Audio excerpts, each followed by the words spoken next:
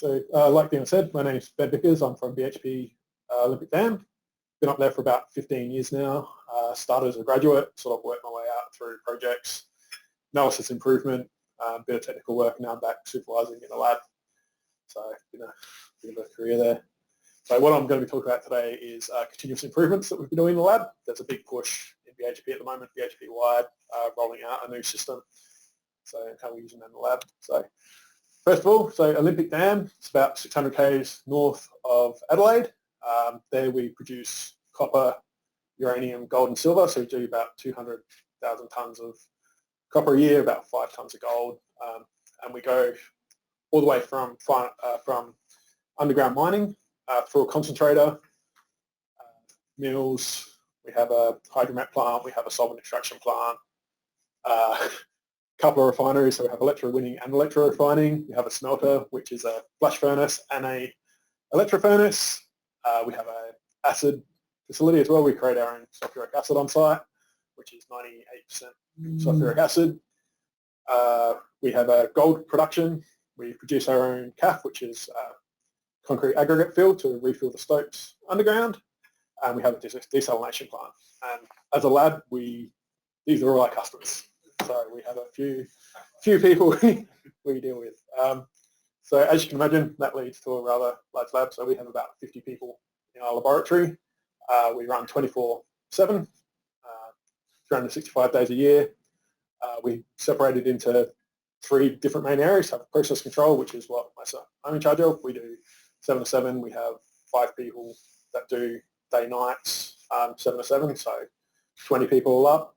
Tim and we mainly focus on the process control of the plant, make sure the plant's running the way it should be. Tim over there is in charge of the final products area, and that's around getting results to our customers for saleable product and also radio nukes to make sure that we can get staff off site. And then we've got the metallurgical lab, which is all based around lab scale tests. So making sure that what is going to be coming through the plant soon, we know how that's going to react before it gets into the system. So there. So instrumentation-wise, so we've got a fair bit of instrumentation to support that. So our main analysis type is XRF. Fuse speed would be our main geomet analysis. It's about 30 elements. On top of that, we also do an acidic liquor sample, a solvent sample, which is kerosene-based. We do cyanide for gold and silver analysis, how the gold plant's tracking, and we do press powders for that same gold process. So there's a fair bit with the XRFs, a fair few different calibrations. XRD, we're not as good as we'd like to be at the moment. We don't really have a specialist. That's a set and forget thing for us. And that's just mineralogy for how the plant's running, what's gone through, how much acid they're going to consume, that sort of thing. We have 2 ICP OESs. We're just currently commissioning our second one at the moment. And that's mainly around electrolyte health and water analysis, because we do a lot of groundwater samples there. We do an ARC OES, and that's for our impure copper, which is 99.5% copper, and that gets fed into our refinery. So they're looking at impurities, selenium, lead, iron, sulfur. Run a couple of GCs, and that's just around the solvent health. So you're looking at oxime, alamine, total entrainments going through that, just to make sure we've got things where they need to be. We run AASs. A lot of that's around the gold production, so silver, gold, selenium, tellurium. We do alpha, beta, and gamma counters, so for radionuclide analysis. So anything that leaves site needs to be tested, just to make sure we meet international standards there. We run 2 GDMSs, so that's final product copper. That can go down to parts per billion of some impurities. Very interesting piece of equipment. We've got a couple of ICs that just go around water analysis, and sort of a workhorse for us is auto titrations that we use a fair few Metronome auto titrators through the lab.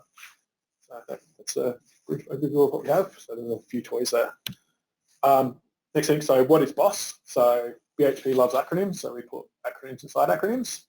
So BOS is BHP operating system, and it's currently our continuous improvement sort of philosophy across sites. And what that is, it's all about enabling our frontline to find issues and to fix them themselves and make sure that that's what our customer wants. So sort of the case study I've got in a bit.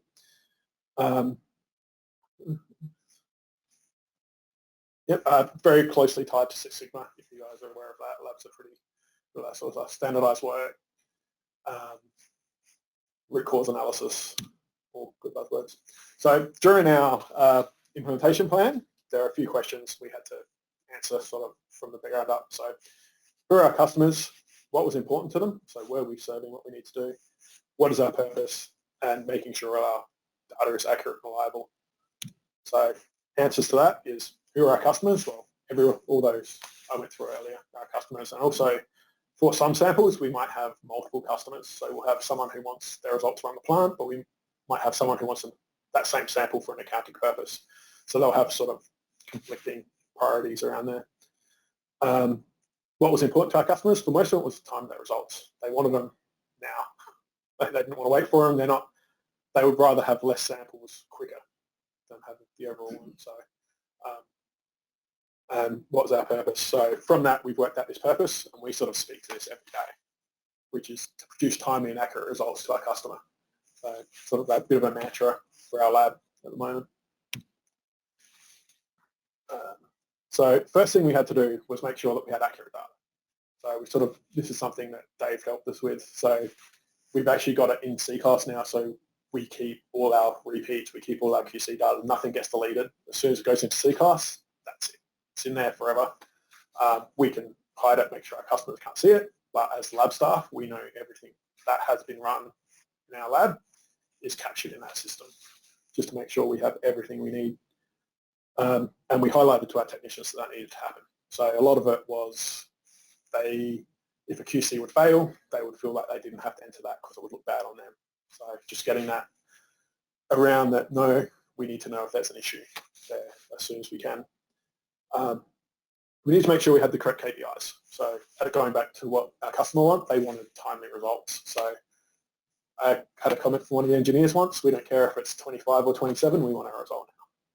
So sort of as a lab, that goes against everything we believe, but that's what our customer wanted. He wants it now. Yeah.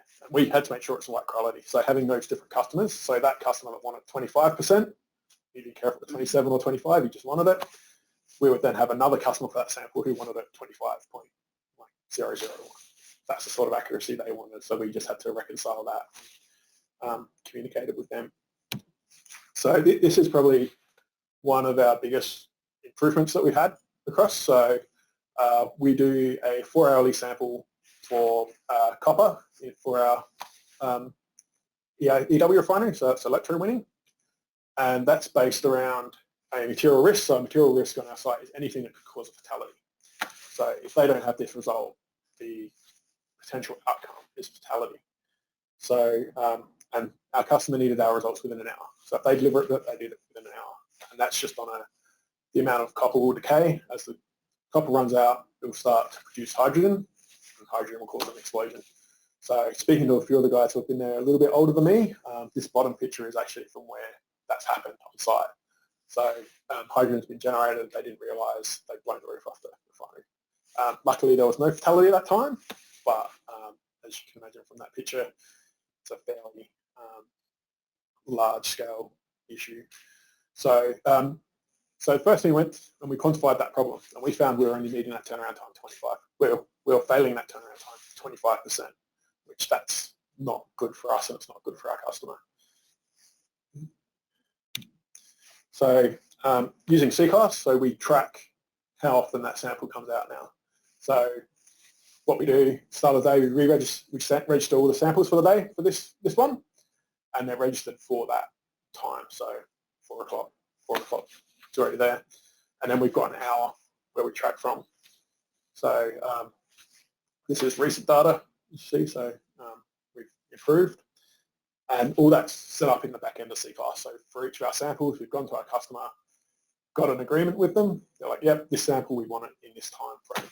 So we've got all that data in CCLAS now. So this is our visual board in the morning. So this is where I do my pre-starts every morning with the crew. So we come in, my specialist from night shift will have all the data from the day before. So we've got a few our turnaround times, our QC numbers, number of samples, that sort of thing. and we'll discuss that. So, and we'll talk to exception. So if we failed a sample, a turnaround time, we're like, why have we failed that? What do we need to do? Is there something that happened? Was it a meeting? Was it an outage? Sample come late? That sort of thing. We did notice an uptick just by doing this, just talking to that every morning, and letting our technicians know that this was important to us, it's important to our customer. And it all came from simple solutions from the front line. So one of the biggest improvements was we would get the sample that come at about 50 to 60 degrees, because that's plant operating temperature, and we'd have to analyze it at 23. So we'd receive the sample, put it in a water bath. So we were all about eliminating waste. So that sample was waiting in a foyer, might be 5-10 minutes before someone would see it, and it would just be sitting there. So we've actually got a water bath where the sample delivery point is now. So it goes straight into a water bath and starts cooling from the second it gets delivered. So that's sort of eliminating that waste for 5 minutes. And we also did time and motion studies with the technicians. So we just followed them, tracked what they were doing minute by minute, see what was a good thing, what's a bad thing, what was stopping them from having a good time, and just standardise that across the crews. So it's a 24/7 operation. We got 4 different crews. Everyone does something slightly different. And the other one we did there was we just changed sequencing slightly. So we were like making sure that as soon as that sample comes in, everything gets dropped. So no one's doing dishes, no one's trying to do some housekeeping as soon as that sample comes in. So this is sort of the graph from where we were to where we are now, just from a simple change. So we've gone from 22% failures to like 0.5% failure. So we do this sample about 200 times a month. And then we've got a secondary auditing system, which is this one, where we check our customers' data against ours just to make sure that we've got that consistency there. Yes, that's about it. Any questions? That's great, Ben. Thanks a lot for that presentation. But that graph was really, great to see the change. That's an incredible change, and it's really good to see. I think Dave, you visited the site a number of times. I think I've only been there once, and there's been some changes as we see labs you evolve over time, and we've seen from David some of the things that he's using CCLAS for, and such as yourself. It was really good to see that improvement, and I'm sure your many customers are happy with the improved turnaround, because that's always the problem. I remember when I was on shift, where's my sample? Yeah, it's a constant challenge that we have as laboratory people. So any questions to Ben at all about his presentation? Ben, you talked about workflows and how temperatures drop and everything. Is your workflow pretty consistent in terms of volumes? Yeah. So you can actually... Yeah, part of the system is we've matched it's called a Data, which is like your day in the life of. So it's like if you're doing this role, this is what you should be doing in a day. So you should get your samples at this time. This is what you should do. So that gets you your perfect day, and then you'll get extras thrown on top depending on plant conditions. So yeah, we're very regimented in what we do. At least with the process control lab side of it, we know what we're going to get each day. It can be a bit of a problem at labs where the workflow varies up and down. One super turnaround and another one. Yeah, that's so after this one, we're now speaking with the smelter, going through a similar thing with them. And that's one of the hardest things is like, if you guys can get this sample to us by this time, you can guarantee this time we can get the standardized work. But if you deliver us a half hour delay, then you can't do anything with that. Doesn't fit in with the rest of your workflow, right? That's what happens, yeah. How do you reconcile the difference in the precision or accuracy that people want? Yeah, I'm intrigued with it. it's a good question, Bruce. So the question from Bruce was, how did you reconcile the differences in the accuracy between the different internal clients in the company? So that one was actually an interesting one, because that was actually a husband and wife as well. So generally it is you listen to the sort of higher up office sort of base that they're using it to build a mineral database, sort of like this is what we want. Whereas the guys running the plant, they're running the plant, but they're not that important in the grand scheme of things. They don't like to hear that. But yeah, just making sure that it's like the urgent important sort of thing. So something might be urgent, but it might not be important. Whereas if it's more important to make sure, like if we're reconciling gold, they want accurate results for that, and they need that because that gets reported to the board. Well, this is how much gold is in there. So they're going to win out over someone who's like, oh, I might be able to tweak my smelter a little bit.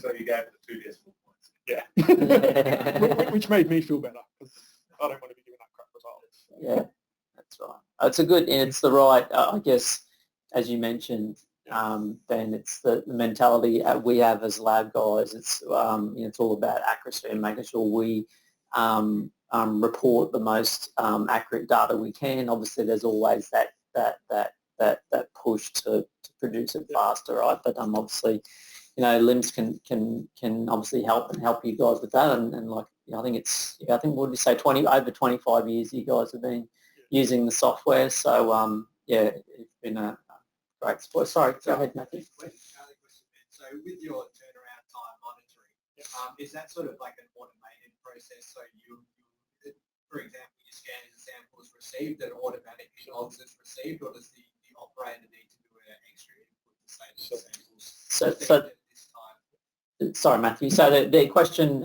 Matthew mentioned was, is it an automated process to track the turnaround, correct? Yeah, so we have fixed sample delivery times. So you'll see it's like 12, 4, 8, 12. So we log that at the start of the day and we just assume that's the delivery time. The next step of that is going to be logging the barcodes and stuff. So that's years down the track though. We're not there yet. David, go ahead. How much of an impact does your staffing have on that? Like some people's It can become a bit of a nightmare. We get a fair bit of support, and there is we have a OSO, which is essentially our floater, and they fill in the spots if we have someone sick. There is some non-core work that we can drop if we need to. Like I said, 50 people, so you're always going to have someone sick. I think I worked out at one stage that you'll have, if everyone takes their sick leave and annual leave, you'll have one person off a week. Like, I know a lot of you guys, we're kind of, fingers crossed, we're over the top of all this COVID stuff. So can I ask you, Ben, like how it was for you guys? You're a large laboratory and doing a lot of sampling. So how did that whole process with COVID and stuff go for you guys? We got pretty lucky for most of it. There was like a 2-week period where we sort of got hit and there was 2 people from each shift. We just have to go to our customers. Part of our agreements is we've got like, this is what normal operation is, and then we've sort of agreed with them less and less samples. So it's like, all right, if we only have 2 people rock up, this is what we're going to do today. So, and that's the business agreed to that. That's the business agreed to that. That's so really that's good. Something I've been working on for a few years and getting everyone to the table on that one. Yeah, that's great. So this is our agreed to stuff. Probably, so we've got all those agreements in place. That's excellent. Yeah. Any more questions from the floor? Oh, up the back of net. You talked about how your leaders, you go through what the issues were. Yeah. How do you cascade that to the rest of the team? So that's the first meeting. So we have an L1 meeting, which I run as a supervisor. That's all the technicians are present on that one. So we discuss it then that rolls up to an L2 meeting, which is then my boss and the supervisors, and if we need to escalate anything there, escalate there. Then there's an L3 meeting, which my boss goes to that one, and then so it rolls up there. So if we have any issues, it gets up through that system. So that first meeting is like 5:30 in the morning. We run that, and 7. Yeah, BHP-like meetings. Okay. Any more? All right, well, thank Ben, everyone. Thanks, Ben.